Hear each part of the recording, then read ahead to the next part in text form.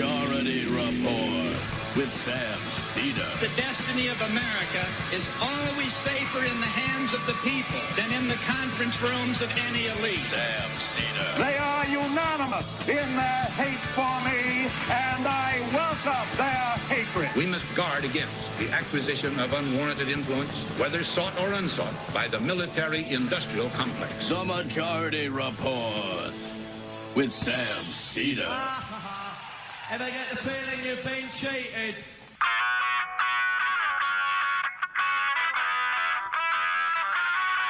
It is Wednesday, October 25th, 2023. My name is Emma Vigeland in for Sam Seder, and this is the 5-time award-winning Majority Report. We are broadcasting live steps from the industrially ravaged Gowanus Canal in the heartland of America, downtown Brooklyn, USA.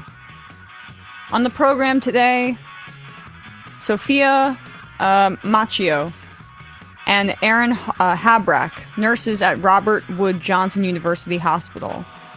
And later in the show, Bhaskar Sunkara, friend of the show, on the 40th anniversary of the Grenada Revolution.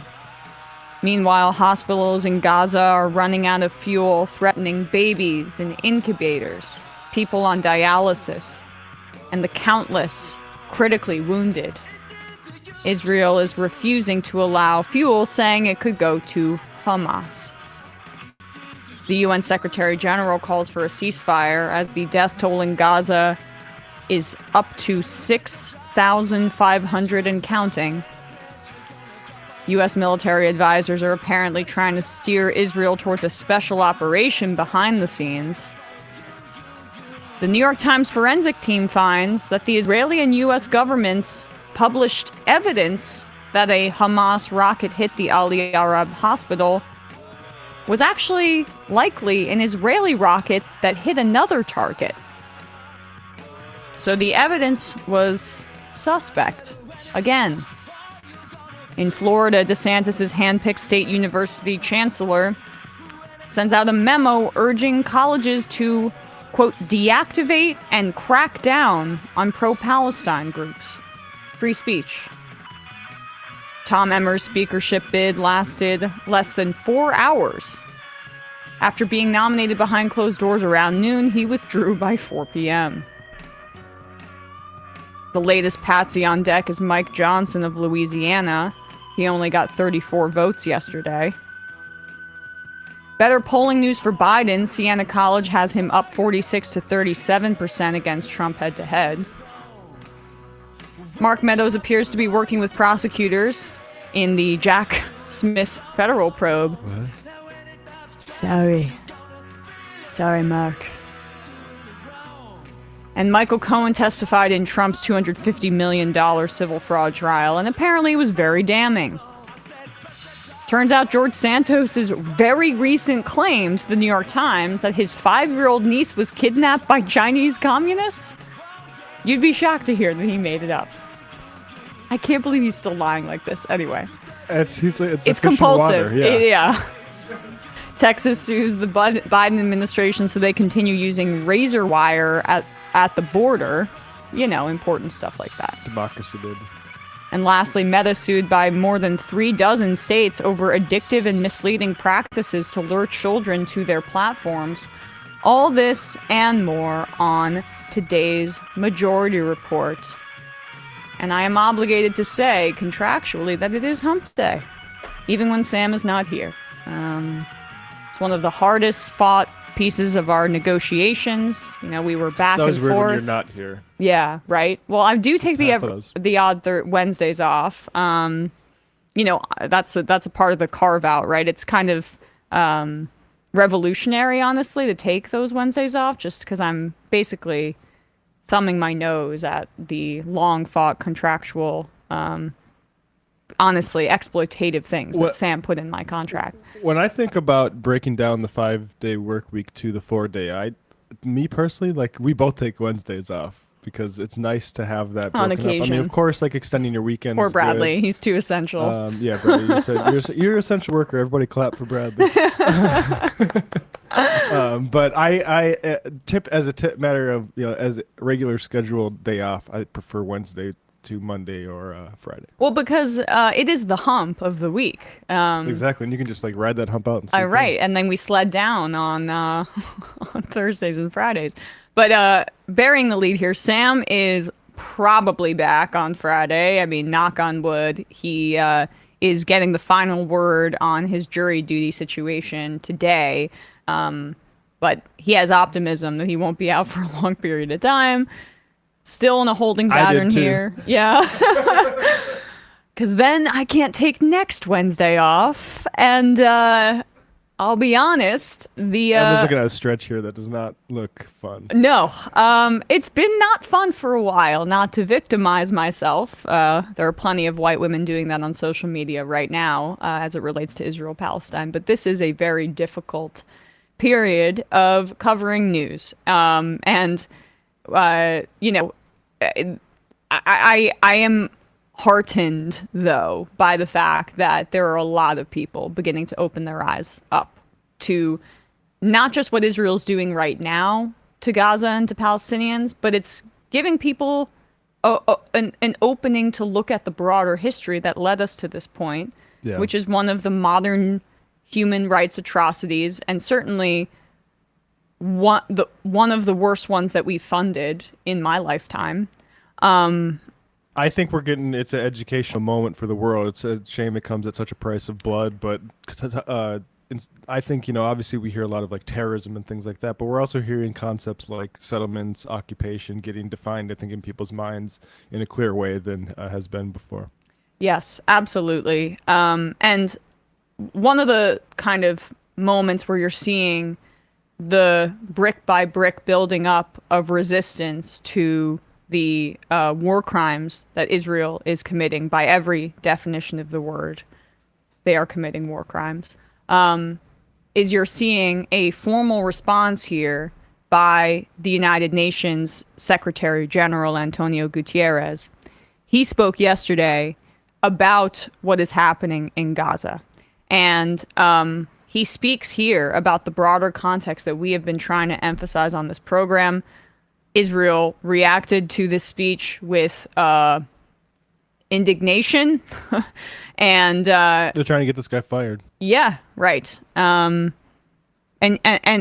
it's amazing that is their reaction. You just see how fraught this is and how far gone the leadership is there in Israel, because nothing he says here is controversial in any way. But it's really important that we have voices that are prominent on the national stage articulating things like this. So here, without further ado, UN Secretary General Antonio Guterres. The situation in the Middle East is growing more dire by the hour. The war in Gaza is raging and risks spiraling throughout the region. Divisions are splintering societies, tensions threaten to boil over. At a crucial moment like this, it is vital to be clear on principles, starting with the fundamental principle of respecting and protecting civilians. I have condemned unequivocally the horrifying and unprecedented 7 October acts of terror by Hamas in Israel. Nothing can justify the deliberate killing, injuring, and kidnapping of civilians or the launching of rockets against civilian targets. All hostages must be treated humanely and released immediately and without conditions. And I respectfully note the presence among us of members of their families. Excellencies, it is important to also recognize the attacks by Hamas did not happen in a vacuum. The Palestinian people have been subjected to 56 years of suffocating occupation. They have seen their land steadily devoured by settlements and plagued by violence, their economy stifled, their people displaced, and their homes demolished. Their hopes for a political solution to their plight have been vanishing. But the grievances of the Palestinian people cannot justify the appalling attacks by Hamas, and those appalling attacks cannot justify the collective punishment of the Palestinian people. Excellencies, even war has rules. we must demand that all parties uphold and respect their obligations under international humanitarian law, take constant care in the conduct of military operations to spare civilians, and respect and protect hospitals, and respect the inviolability of UN facilities, which today are sheltering more than 600,000 Palestinians. The relentless bombardment of Gaza by Israeli forces, the level of civilian casualties, and the wholesale destruction of neighborhoods continue to mount and are deeply alarming. I mourn and honor dozens of UN colleagues working for UNRWA. Sadly, at least 35 and counting, killed in the bombardment of Gaza over the last 2 weeks. I owe to their families my condemnation of these and many other similar killings. The protection of civilians. That's a good chunk of it. I think people get the picture there. But that is everything that we've been saying on this program, said very clearly by somebody in a position of authority. The United Nations has condemned the settlements and the violations of the law of the borders drawn by international arbiters, and have deemed Israel for decades at this point to be in violation of international law on that front, putting aside the atrocities committed recently. It is a yearly thing when you see how many more Palestinian civilians are killed by Israel versus Israeli ones. The Iron Dome, the military technology that Israel possesses, it's not even comparable to what Palestinians have, one of the poorest areas in the world, and most highly concentrated, deprived populations in the world. And when he says there that hopes for a political solution have been kind of evading the grasp of the Palestinians, and the fact that they feel that it's slipping away as time goes on, that's absolutely accurate. I mean, we mentioned this on the show the other day, but in 2018 and 2019, there were nonviolent marches and protests by people in Gaza. It was called the Great March of Return. And during that peaceful demonstration, Israeli snipers killed 180 or so people, just for protesting in that way. When you have a situation where elections have not been held since 2006, only 7% of the population, by calculations, voted for Hamas, and half the population now are children, there's no democracy for Gaza. It's like, think about that. There's this branding of democracy that is assigned to Israel as they control 2.4 million people who have no democracy. So what is a democracy if you are imposing anti-democracy 3 miles away from you? That does not mean you're a democracy. Democracy is not just for thee. It is supposedly a value that you're supposed to engender. And Israel is the opposite of a democracy if you use that definition. Because also, according to John Kerry's definition, you can't be a democracy and be an ethno-state at the same time.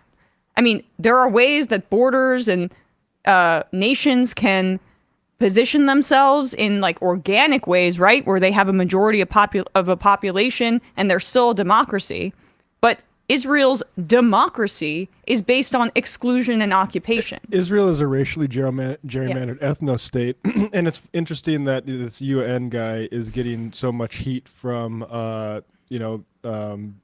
Zionists for saying this doesn't happen in a vacuum. Ben Shapiro went after this guy, calling him trash, and saying that UN is a flaming garbage heap. And the truth about the UN with regards to Israel is it was the original proponent of the racial gerrymander preferential to Zionism in 1947, and Arabs and Palestinians from that point were like, yeah, this doesn't really work for us. Well, the United Nations is tilted towards and so Western that's the real problem with yes. the United Nations is when it wants to actually do something righteous, it's not allowed to. And when yes. it's allowed to sign off on some imperial project, oftentimes it's able to, and that's overbroad. But like when the UN does actually get on its righteous stuff, it doesn't. It's just sad that it's not more powerful in potent in terms of enforcing that sort of thing, and in part that's because of America doesn't want it to be. Yeah. I mean, we covered it a few days ago that the United States vetoed the call for a ceasefire. The Israeli ambassador to the United Nations, Gilad Erdan, called on Gutierrez to resign after that speech, said that he expressed a, quote, understanding for terrorism and murder. He also said in response that Israel will block visas to UN officials. By the way, United Nations peace officials, I believe, have died in Gaza, if you don't mind looking that up. That's what he said? Okay, just confirming that. It's all this information is getting muddled in my brain. But so just to add insult to injury, the government of Israel, after killing people who work for the United Nations, say, well, we also won't allow them into our country as well. Kill them and fire them. Yeah. Good. I mean, continue. I hope the Israeli government continues to show its face on this. Continue to call Amnesty International anti-Semitic or loving Hamas, Human Rights Watch anti-Semitic or loving Hamas, the United Nations anti-Semitic or loving Hamas, Greta Thunberg, Jewish Voice for Peace. If not now, I mean, they're not addressing those U.S. groups, but you understand what I'm saying. The WHO says, this was buried in the second to final paragraph of the Times article today, that they've documented 72 attacks on healthcare facilities in Gaza since this started. Putting aside this new evidence that the Times forensic team has found that the published evidence from the U.S. and Israel on who bombed that hospital has been basically proven, or at least by the New York Times' forensic analysis, to be faulty evidence. We still don't have definitive proof of who did it, but that the evidence presented to the public by the Israeli government and then subsequently the U.S. was of, according to this forensics investigation, and the Times has very high standards, was a video of an Israeli rocket that didn't hit the hospital. And then they said it was a Hamas rocket. This is the kind of thing that we're up against. Constant piles of propaganda that we have to just, brick by brick, continue to disassemble. And the more people that speak out about this, the more untenable that torrent of lies are. So, rabid murder state that we are continuing to support unreservedly. I guess there's behind the scenes Biden that sure. I'll wait for the fruit from that tree. Yep. Before we get to our guests here, I believe we have a word from one of our sponsors. If I can find the piece of paper. This is an issue here. Where did I put it? Left side? Yeah, I thought you wanted to take a little break. No. I'm sorry, guys. Okay, hold on 1 second. Yeah, maybe we'll take a little break. Bradley's helping me here. Sorry about this. All right, I'm going to cut to... All right, take a quick break. We can cut this out of the podcast, right? Yeah, okay.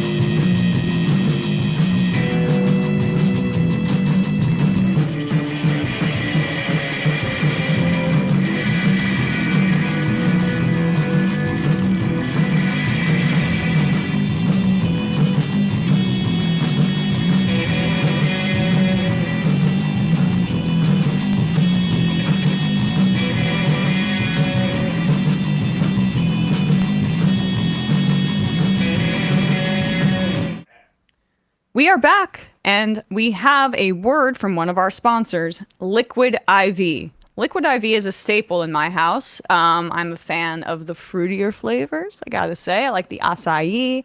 I like the strawberry. I like the watermelon. It's basically, I'll be honest, when I have a hangover, liquid IV is all I drink. And when I had COVID, I drank so much liquid IV to stay hydrated because it was so necessary. It really does make you feel better. You don't have to be an athlete to need extra hydration throughout your day. From Zoom meetings and workouts to long travel days and fun nights out, Liquid IV makes it easy to stay hydrated. With 3 times the electrolytes of the leading sports drink, plus 8 vitamins and nutrients for everyday wellness, Liquid IV hydrates 2 times faster than water alone, all in a single stick. You know, when you buy some of those hydration drinks, you don't know what chemicals are in there, what dyes, it looks weird in the bottle. You know what you're getting with Liquid IV.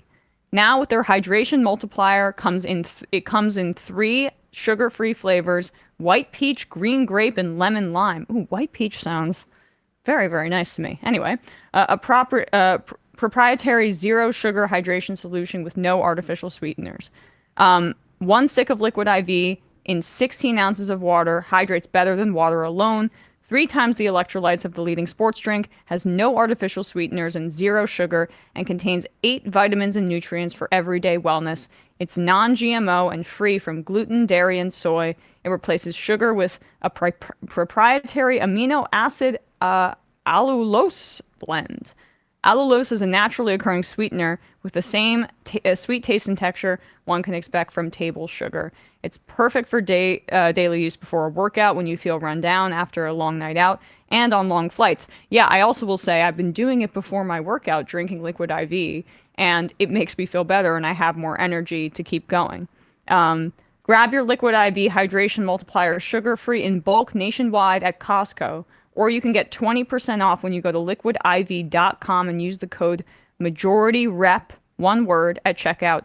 That's 20% off anything you order when you shop Better Hydration today using promo code MajorityRep at liquidiv.com. That's MajorityRep, liquidiv.com. I highly recommend this product from personal experience. All right, folks, quick break, and when we come back, we'll be speaking to the Robert Wood Johnson University Hospital nurses on their ongoing strike.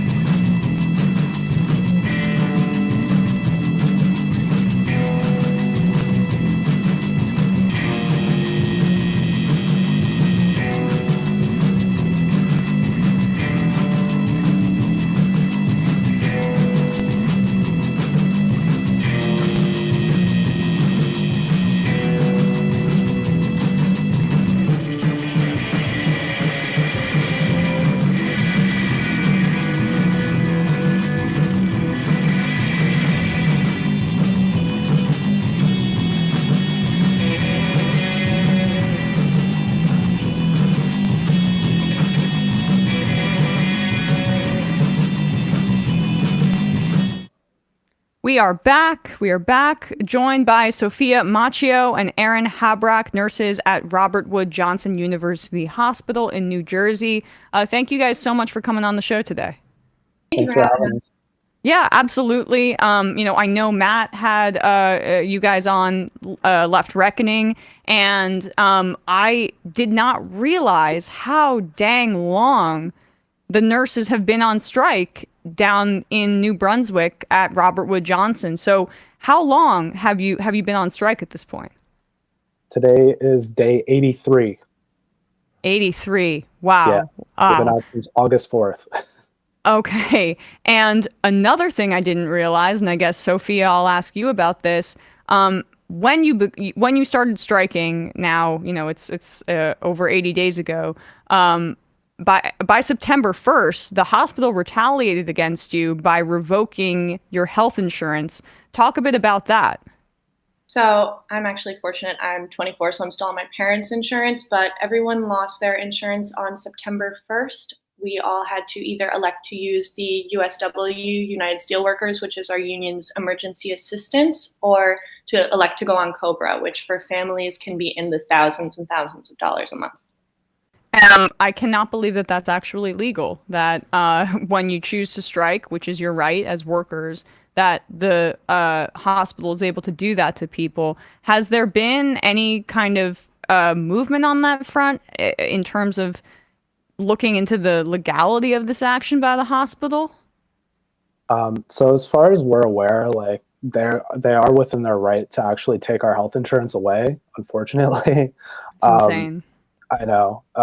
But it wasn't like a requirement. You know, they decided that they were going to look at, you know, the policy that says how many hours someone is before they're considered a full-time worker to qualify for insurance. And they're like, well, since you guys haven't been working, you know, the past 3-4 weeks, you know, you guys don't qualify actually. So that's just our policy. That's what they said. It's also unprecedented. In the 2006 strike at Robert Wood, they were insured the whole time.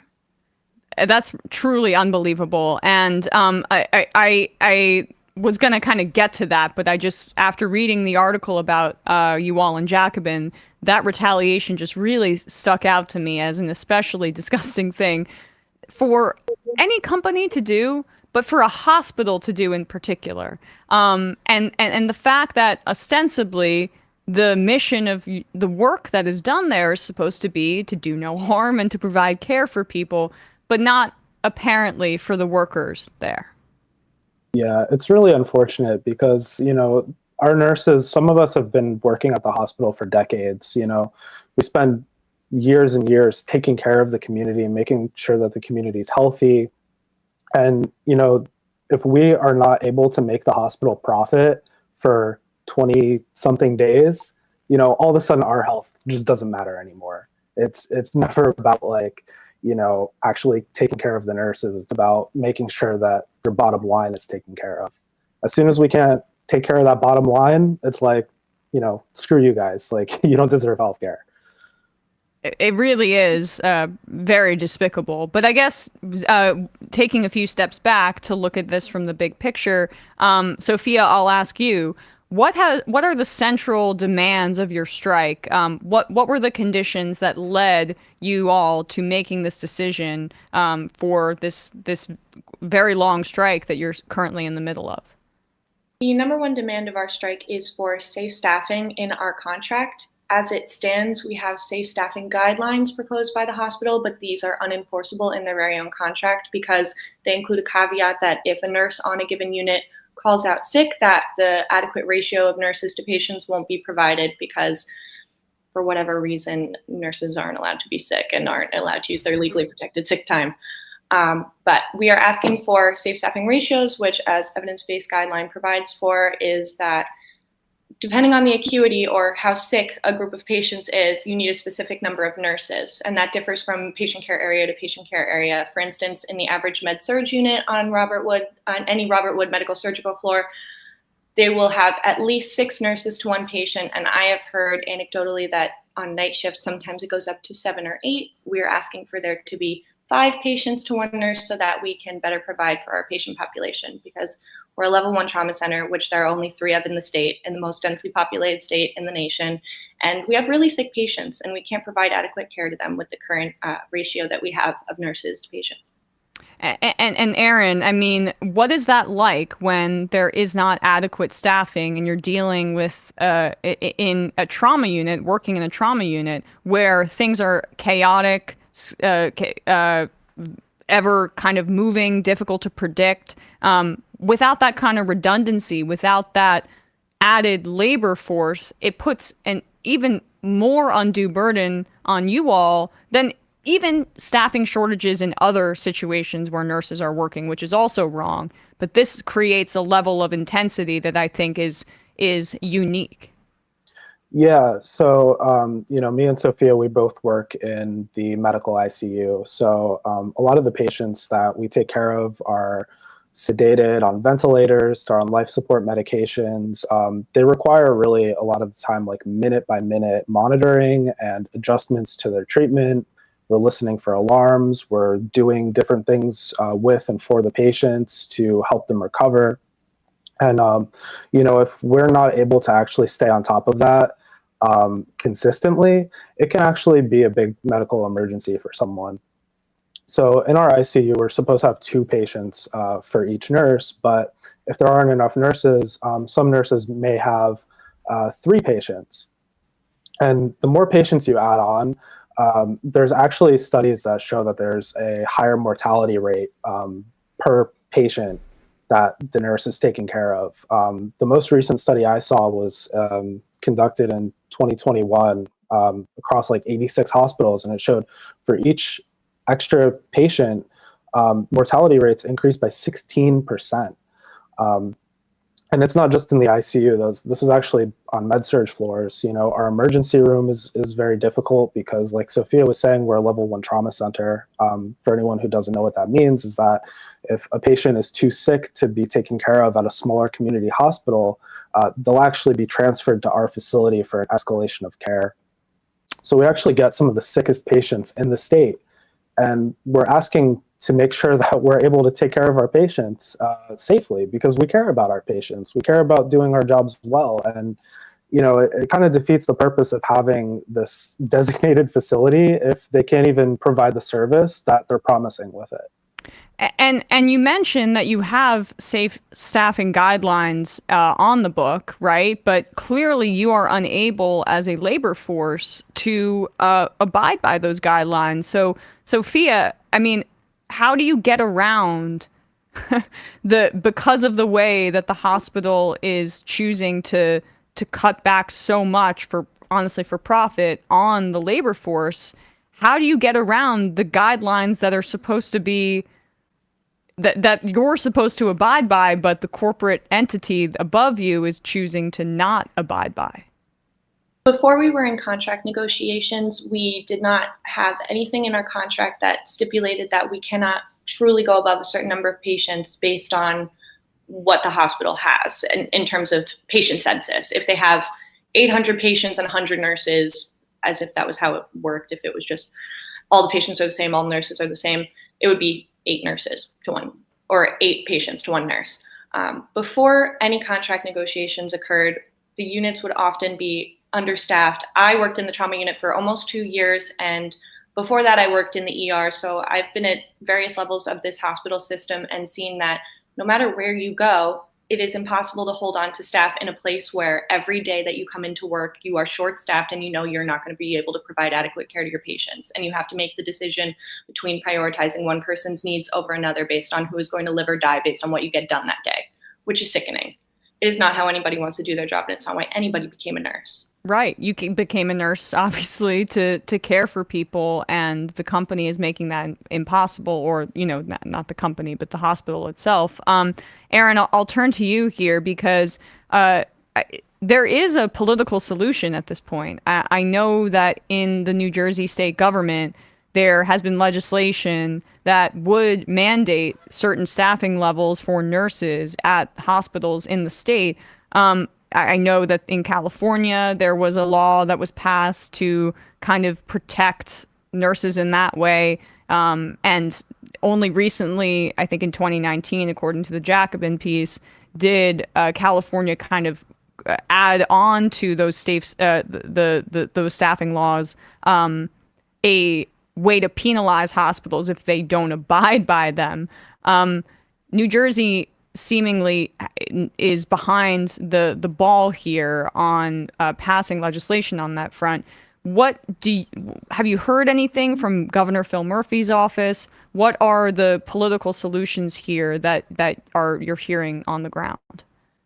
So there's actually 2 bills that pertain to safe staffing that have actually just been sitting, going nowhere for almost 20 years now. So through our strike, we're trying to get these same kind of guidelines and policies put in place that would be comparable to what California has by law.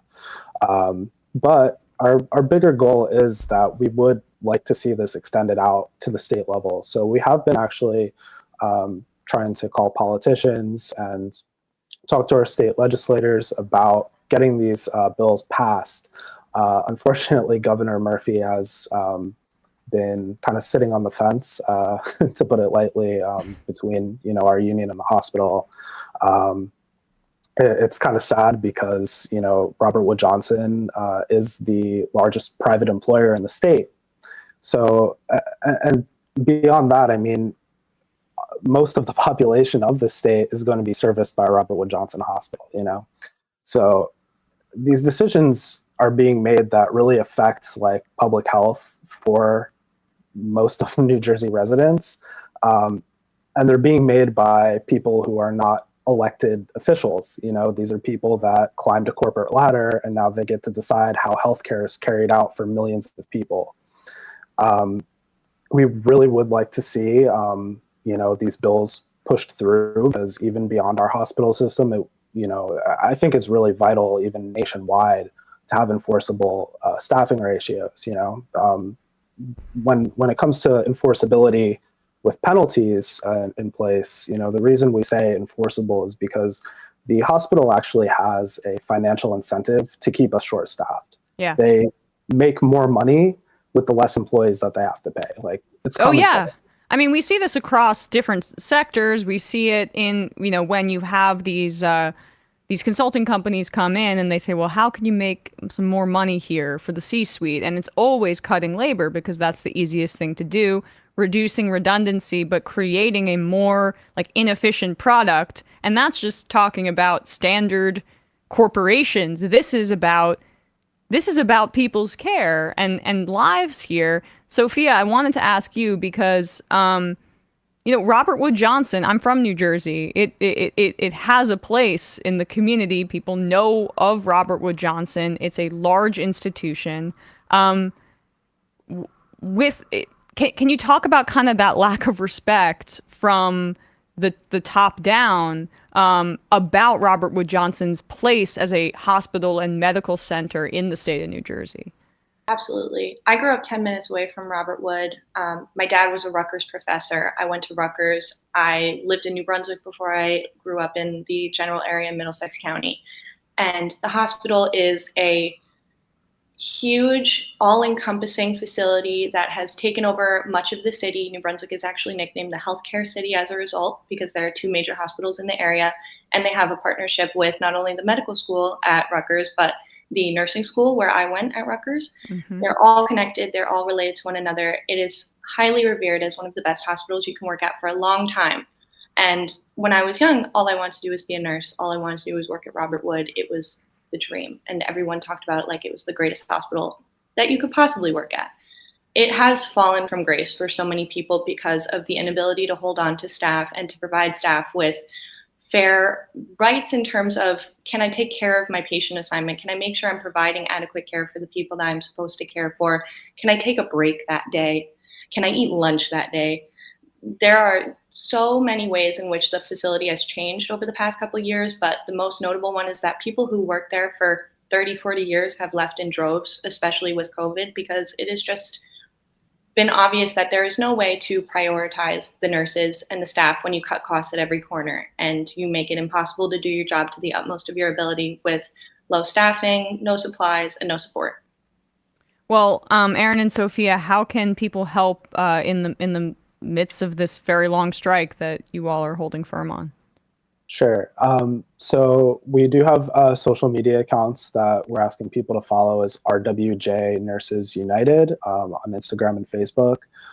We are also in the beginning phases of forming a coalition with different community organizations and other nursing unions and just other nurses in general across the state. So we set up a website for that. It's safestaffingnj.org. Pretty much the goal of this coalition is to try and get these bills passed at the state level so that nurses and patients in the entire state of New Jersey will be protected beyond our contract fight. You know, this fight has to keep going. Well, we will put a link to all of those resources and those accounts in the description wherever people are listening to this or watching. Thank you guys so much for coming on the show today and taking your time to speak to us about this. Really appreciate it. Thank you so much for having us. Sure. All right, folks, quick break, and when we come back, we'll be with Bhaskar Sunkara.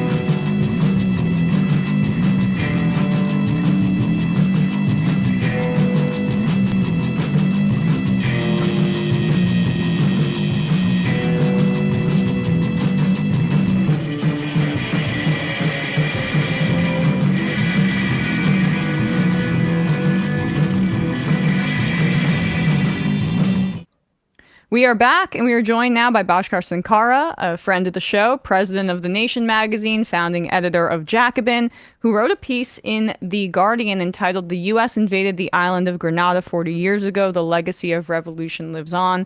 Bhaskar, thanks so much for coming back on today.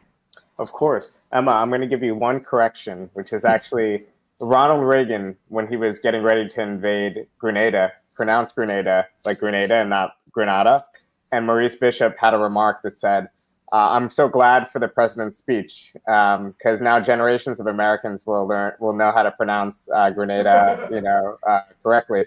But yeah, I mean, it looks like Grenada because it was actually like named after Grenada during various periods of like Spanish and French rule. But it became an English colony, and yeah, they call it Grenada. I'm going to blame the person who is absent, Sam Seder, who has, like, in my now, coming up on 3 years of working here, my ability to pronounce anything has kind of fallen off a cliff. But honestly, I thought it was Grenada all the time. So I'm sorry for feeding into Reagan propaganda. That was not the way I wanted to start Reagan this segment. got it right. Reagan got it right. Yeah, okay. Yeah. All right. That was, Reagan was many things, but he was always culturally sensitive. That's how we remember him. All right, you want to end the interview now? That's the lesson you want people to take away? Let's start, though, I guess, from 30,000 feet. It's been 40 years since the U.S. invaded Grenada. This revolution, this place in U.S. Cold War history gets a little attention, I should say. Why is that the case? Well, at the time, it was really significant because Grenada was the way in which U.S. imperialism, quote unquote, got over its defeat in Vietnam, got over Americans, I think, rightful fear of getting entangled in foreign conflicts and the loss of life that it entailed. Bhaskar, sorry, your mic's hitting your lapel. Just hold it out a little bit. Sorry to interrupt you. There you go. About that. Okay. No, it's okay. I'm gonna not move. I'll not gesticulate so much. Okay. But it was this really important moment, I think, for the U.S. establishment to say that we can indeed intervene internationally. We can exert imperial power without this disaster that happened in Vietnam, and also just weeks before the invasion of Grenada, there was the bombing in Lebanon, in which I think 180 or 200 Americans lost their lives. So U.S. intervention was seen in a really negative light, and this is a way of getting over it. But because imperialism was so successful in, quote unquote, getting over Vietnam, using Grenada as a stepping stone for disastrous interventions in the Middle East and so on, we don't remember the mistake of invading a small island, the mistake of a couple dozen American soldiers dying and 4 days of conflict. We remember the much bigger mistakes of misadventures in Afghanistan and Iraq, etc. So I think it's kind of eroded a little bit from popular memory a little bit. But on the left, I think what's really disheartening is that it's eroded as well. We have in the Anglophone world, there's never been a socialist revolution other than in Grenada. And what's more, even though it ended in disaster, and we can maybe talk about why it ended so poorly in 1983, even before the invasion happened, it had 4.5 years of pretty successful governance, of great social and economic indicators, of popular support. It really showed that there was an alternative pathway to development other than neoliberalism or other than even just capitalist-led development. Yeah. I mean, also, I'd still hold the mic out just a little bit. That's my my one. Matt's gonna direct you. Yeah, if you just put your thumb underneath and hold it away from your shirt. Yes. Yeah. I just switched to my other microphone. Perfect. All right, that sounds good. I think at this point. But yeah, I mean, yeah, you wrote it's the Anglophone and just said world's only socialist revolution, and I mean, part of it, I think too, is you write about how the many of the programs, like the adult literacy program, were very much like what Cuba was implementing and the Cuban government's kind of connection with this very fresh revolution. And we in this country have so much indoctrination about, the dictator that was Castro and the perils of socialism or communist revolutions very close to our shores. Do you think that's part of it as well? Is this kind of connection to what the politics of Cuba, I guess, in the American mind?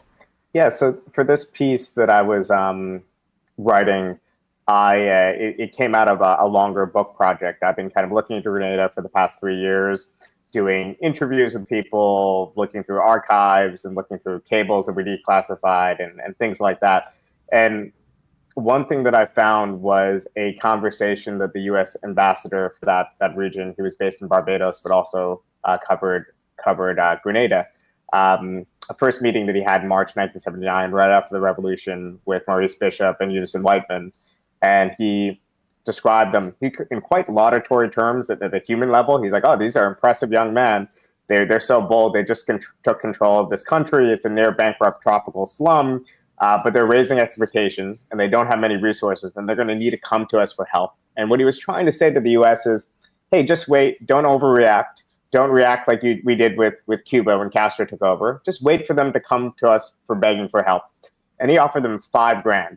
That was his immediate assistance. He said, we'll give you $5,000 to get you on your feet. But then after that, you need to, go along the U.S. route. You need to hold elections right away. And obviously we agree with holding elections, but not when the U.S. is pointing a gun to your head and saying, hold Westminster-style elections right away. Right. And also, adopt the usual kind of mix of the U.S. toolkit for how you develop a country, which is really to keep the country dependent to the U.S. and UK. And in return, a month later, Bishop did one of his most famous speeches in which he mentioned that Grenada was in nobody's backyard. The Caribbean isn't America's lake. He is in no one's backyard. And they turned to the socialist bloc. They turned to the Soviet Union. They turned to all sorts of other countries that gave them aid, some in the region, but mostly the region was moving rightward. So the real source of support that they got was from Cuba, and Cuba provided tons of advisors, construction workers, a small amount of development aid, but really just, I think, through pure internationalism, poured in support, poured in medical advisors to help, the Cuban doctors. The Grenadans did do their own literacy program that employed around 1,500 people, nearly eradicating illiteracy on the country.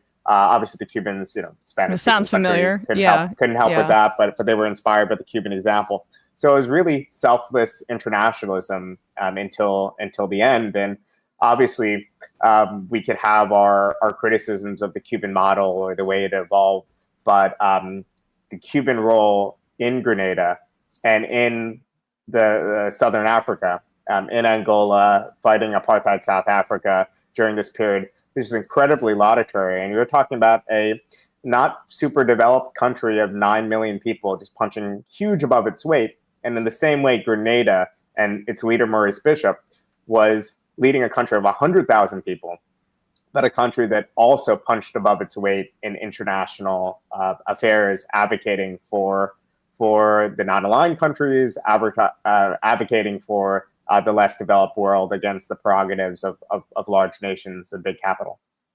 Yeah, I mean, you mentioned there in speaking about that connection to Cuba, Maurice Bishop and his name.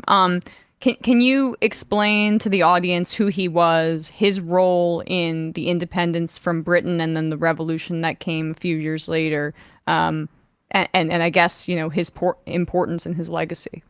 Yeah, so the struggle for independence against Britain was actually led by the predecessor of Maurice Bishop, this guy Eric Gary, who's a very interesting figure in its own right, in that he was both a radical trade union leader who basically just lit things on fire and created chaos until pushing along this anti-colonial struggle, but also someone who became a dictator and always was kind of a right populist who was kleptocratic and was very complicated as a figure.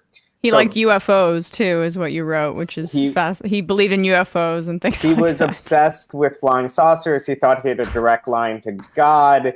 He had this secret police force, I guess not so secret police force, the Mongoose Gang, that would beat up dissidents. And it really was, he was a figure that maintained support base in part because of the way he did land reform. But even that land reform was more about cementing his own power base than really producing egalitarian change.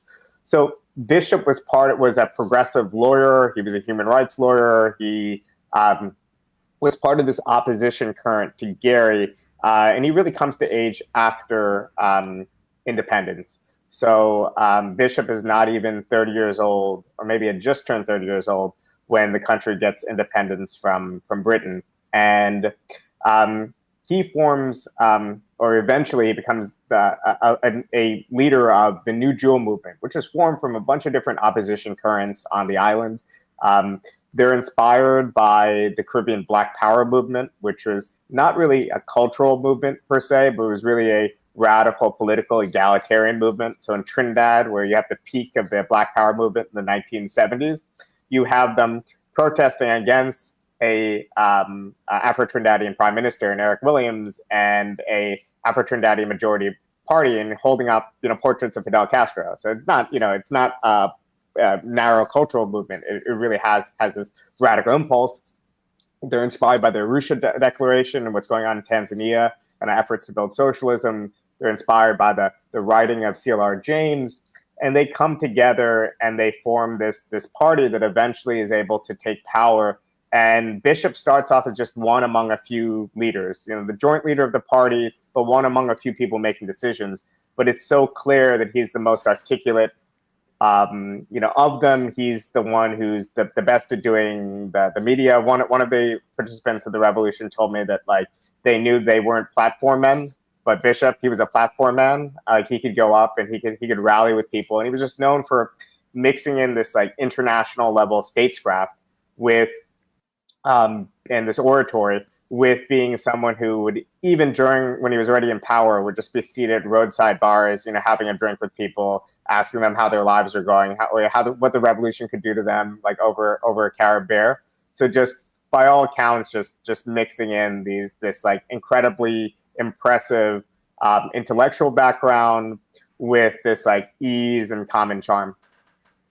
Yeah, I mean, and he then, according to your piece, as I'm learning about this, as he kind of increases his profile in that way, they struck when the aforementioned Gary was visiting the UN in 1979. How did that revolution and that initial action take hold and unfold? So the New Jewel movement was already the most popular opposition movement on the island. They had a newspaper distributed to thousands of people, and we're talking about an island of 100,000 people. So you have to whenever I say thousands, you have to think millions. If for the American comparison, they had seats in the parliament, so they were prominent and considered the legitimate opposition on the island. But they knew that there was no real democratic route to getting power. Gary used his police forces. Maurice Bishop's father, Rupert, was killed. Maurice Bishop had his jaw broken. Other members of the New Jewel movement were periodically imprisoned. They knew there wasn't a democratic road to take power, so they decided to just take on this army of over 100 people. They were fully armed with weapons. They had close ties to Chile and other kind of right-wing dictatorships. They're well armed. The Gary government. They also did have their small base of support, but they took on this army with literally 50 people had agreed to be part of their National Liberation Army. 4 of them the day before just decided, hey, this is nuts. We're going to isolate ourselves. We're not going to tell anyone your plans, but we're not going to take part. So they're down to 46. And they only had 21 guns, mostly old carbines that were brought into the country in barrels of grease. They were smuggled in. And And according to one of the participants I spoke to, the rest of them just made like makeshift Molotov cocktails out of carob bottles. But they struck at around 4 a.m. They stormed the armory. It's late enough that everyone was asleep and the early risers weren't awake yet. And the noise of fireworks and Molotov cocktails and people shooting in the air just totally confused Gary soldiers who thought they were under attack from like a huge army. And they surrendered. It was a bloodless revolution. And they went to the radio station, they took it over, and they told everyone, hey, take over the streets, get out there, lock all the arteries of the country. We're going to form a new revolutionary government. And tens of thousands of people took part in this transition. So in the literature, it's often described as a coup, but you don't do a coup with 21 guns. You need popular support for that kind of change. So they were able to take power overnight, and Gary wasn't able to come back to the country until after the U.S. invasion in '83. And the results being so immediate is what struck me from your piece. Once the government started to form, the fact that the water supply increased so rapidly, the unemployment numbers decreased so rapidly. You mentioned how effective immediately the adult literacy program was. I mean, talk a bit about that immediate effect that the government kind of had on Grenada. The kind of neoliberal or classical argument against what left-wing governments do in power after taking power is often that they criticize us as embracing macroeconomic populism. In other words, you just pump the economy filled with money, you increased indicators, but then a few years later, inflation creeps up, and then there's an economic disaster. There needs to be structural adjustments, and you didn't actually do anything long-term for the people. But in fact, the revolution, led by Eunice Whiteman, one of the leaders of the revolution, was an economist. The main architect of the economic program, Bernard Cord, was an economist. They adopted very, very, in some ways, orthodox programs to try to limit inflation. They avoided foreign exchange controls. They're like, for any money we're going to save by limiting foreign exchange, we're going to limit remittances back into the country.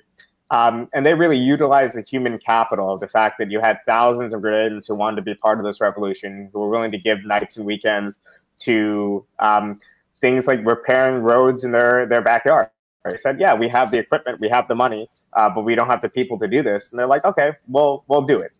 So there was this tremendous unleashing of human capital, but it was also combined with just the fact that you had a government that was free of corruption and that was really trying to use every single ounce of resources that were coming to the country to achieve developmental ends.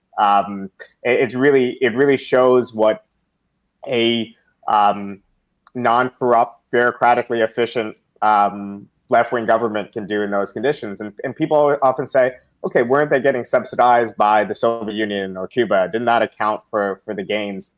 The Soviet Union, first of all, did not provide any economic aid to Grenada. None of it had come in. They provided military aid in terms of arming, providing some weapons and other things that were given to Grenada to try to deter a U.S. invasion.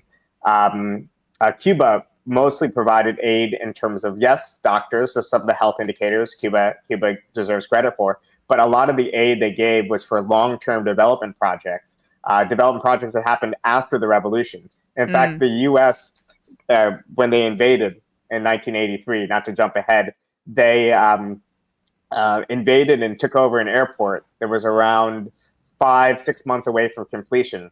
And they did eventually pour in some money and finish the last stages of the airport construction, even though they had previously pretended that airport was going to be a MiG fighter base or something.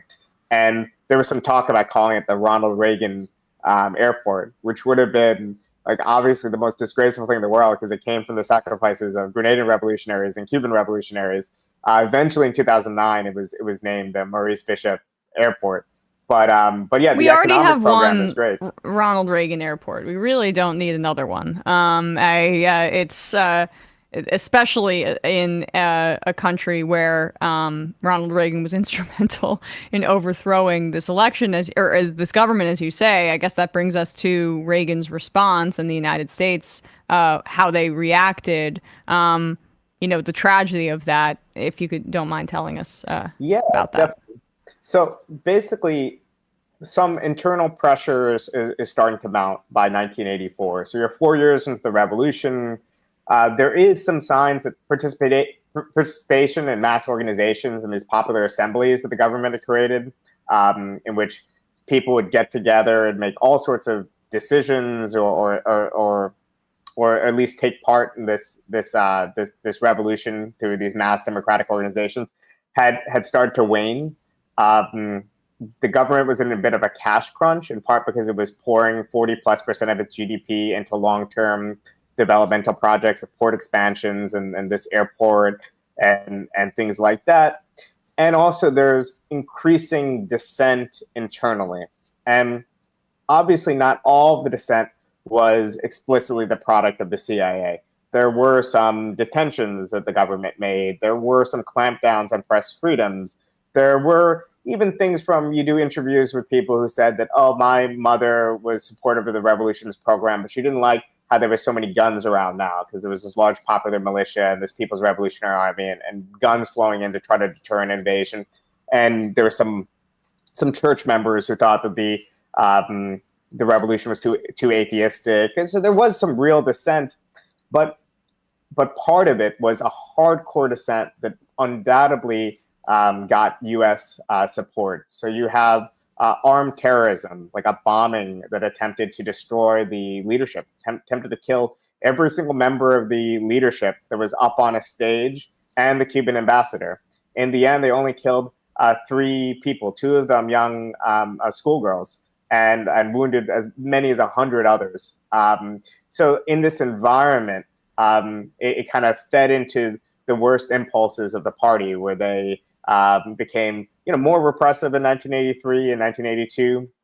They looked inward. They were kind of a little bit more afraid of certain aspects of mass participation, and it just created this real squeeze on the country that created a lot of psychological burdens for the members. So in the end, you have this state that's doing all these ambitious programs that has diplomats all over the place soliciting aid and support from the Eastern Bloc, trying to deter U.S. invasion in Washington, and also overseeing all these popular programs. But there's so few of them. You're talking about a party of only a few dozen people overseeing this complex state, and the party doesn't really expand because they're wary of corruption and opportunism. They're like, oh, we're in charge now. We don't really trust people that want to join us now that we're on top. We only trust the people that struggled with us in the 70s.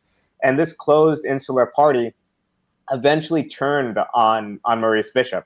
Eventually, a lot of the key members decided that the problems they're facing weren't really contingent, but were in large part due to Bishop's leadership, which really only makes sense in the hothouse of the Central Committee meetings, where they're stressed out about all these problems and they're looking for scapegoats and answers. And eventually, it's not the U.S. that destroys the revolution. It's the party itself. So that's why in the piece I mentioned that the revolution lasted 1,681 days. If you count, I omitted 6 days. I omitted 6 days because 6 days before the U.S. invasion, Maurice Bishop was lined up and shot by members of his own party and the very revolutionary army that he created, perhaps at the orders of people that were literally his childhood friends. People he knew from age 12 years old or so. Yeah, I mean that is a tragedy, and I mean, I guess to wrap things up, where does that leave Grenada today? Where did it leave Grenada after the killing of Maurice Bishop, and then where did it take Grenada to the present moment? Yeah, I mean, Grenada today suffers from a lot of the same problems that the rest of the Eastern Caribbean or the Anglophone Caribbean at large suffers from. It is very dependent on tourism and a few other items that even the revolutionary government wasn't afraid of. They said, come on. They even hired a PR agency to convince Americans that Grenada wasn't this scary communist country. It was still a place that could come relax and enjoy the beaches. But very dependent on a few exports and on tourism. problems with high unemployment, like a lot of the same issues that the country faced before the revolution, it still faces today. Huge inequalities and so on. So Grenada was promised by the U.S. and the invasion, by all accounts, was actually popular, in part because the people loved the revolution and they loved Bishop. But when Bishop was killed by people calling themselves the revolution, they kind of turned on the revolution, and they were really afraid of what would happen next. So the invasion, when it happened, by most surveys and accounts, was popular, though still to this day, the People's Revolutionary Government is popular, and Bishop's legacy is still remembered. But like so much of the Caribbean, there's been no alternative pathway to this type of neoliberal development that really doesn't offer development. It offers cash. You keep exporting your couple, crops with no value added, just kind of your spices, your nutmeg, your whatever. And you, every single tourist season, you have a bunch of Americans and Brits and Canadians come in and spend money. And maybe, yes, you could throw that money into healthcare and education for your people. But it is a very narrow path to success. And unfortunately, it's not just Grenada.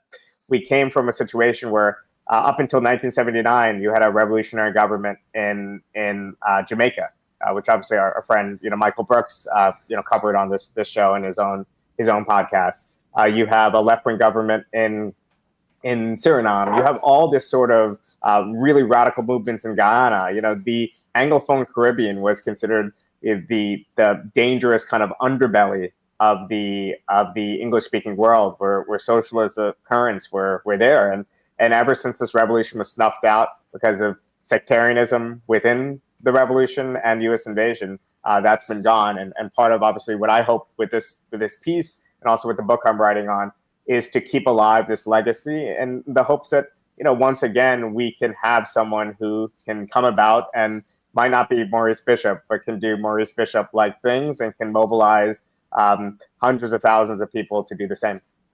Yeah, and also what sticks out to me in the piece is just the levels of international cooperation that we could potentially see as socialist governments crop up. One that's not really at the behest of a superpower like the United States, but one that creates strength in numbers through kind of solidarity and a shared vision that I feel like is the glimmer of hope that we can see as we move forward into a more multipolar world, hopefully.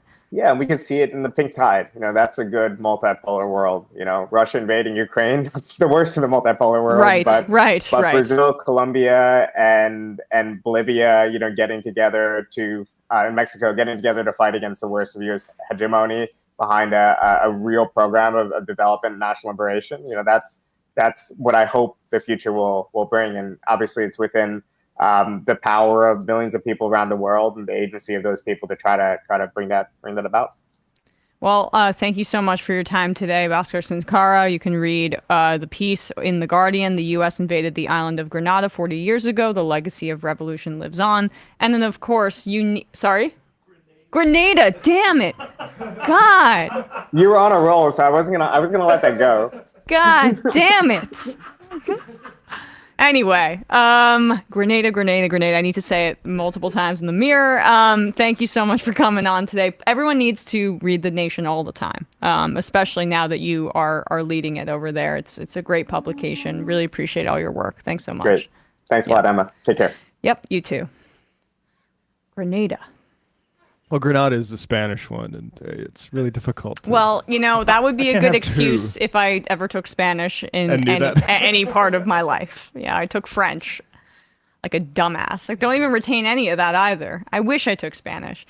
When I was growing up, I'm Finnish, and my grandpa was a socialist, but not the one from Finland. My grandma was, but he really idealized the Finnish system and would tell me over and over again that they learn 3 separate languages there in school, which is pretty cool because they have something like 5% of the Finnish population is Swedish speaking, so they teach Swedish, they teach English, and they obviously teach Finnish, and 20% of our population is Spanish speaking, and it's not mandated in schools, it absolutely should be. Yeah, I mean, getting up to that level might be difficult because, there's just a lot more language diversity in Europe than there is in America, which is I use as an excuse for not being able to speak another language. Right. But yeah, I think absolutely. Like the public school, and part of just massively funding it through the central system of our government and not local property taxes, part of that expansion should be language learning because it's incredibly important. I mean,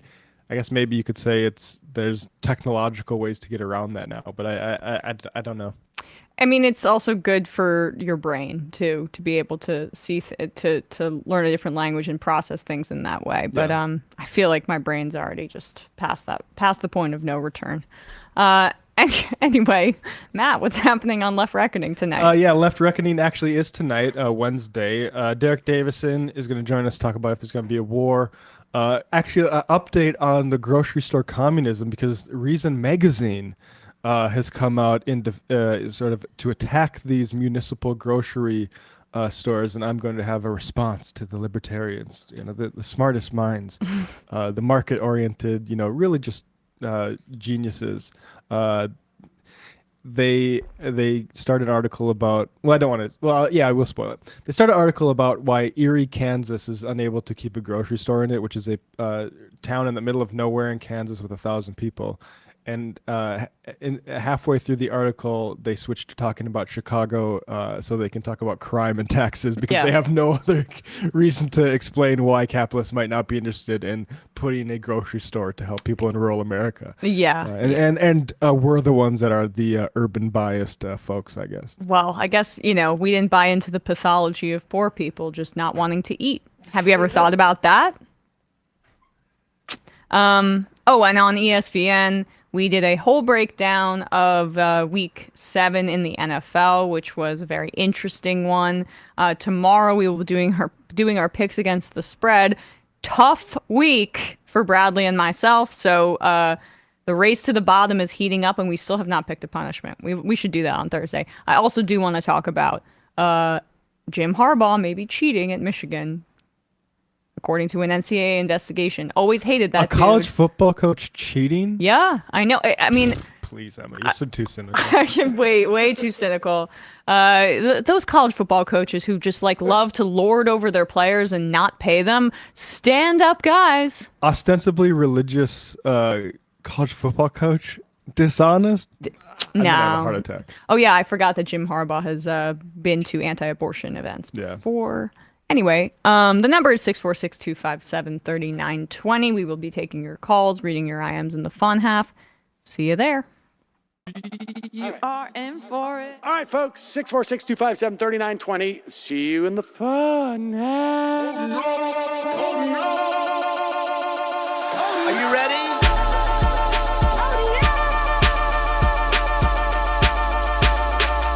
Who sent us this? Anarchy. Alpha males are back. Boy is back. And the alpha males are back. Just as delicious as you could imagine. The alpha males are back. Boy is back. And the alpha males are back. Just wanna degrade the white man. Alpha males are back.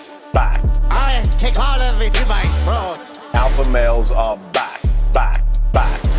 Snowflake says what? The alpha males are back. You are a madman!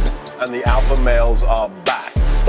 Oh no, Sam Seder! What a fucking nightmare! Bring back DJ Danner. Yeah, or a couple of them. Just put them in rotation. DJ Danner. Well, the problem with those is they're 45 seconds long, so I don't know if they're enough of a break. That's fucking nonsense. See white people doing drugs, they look worse than normal white people, and all white people look disgusting. And the alpha males, psych, fuck them. Snowflake says what?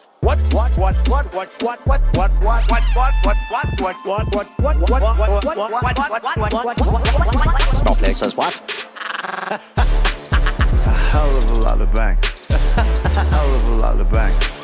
A hell of a lot of bank. Okay, I'm making stupid money. Hell of a lot of bank. A hell of a lot of bank.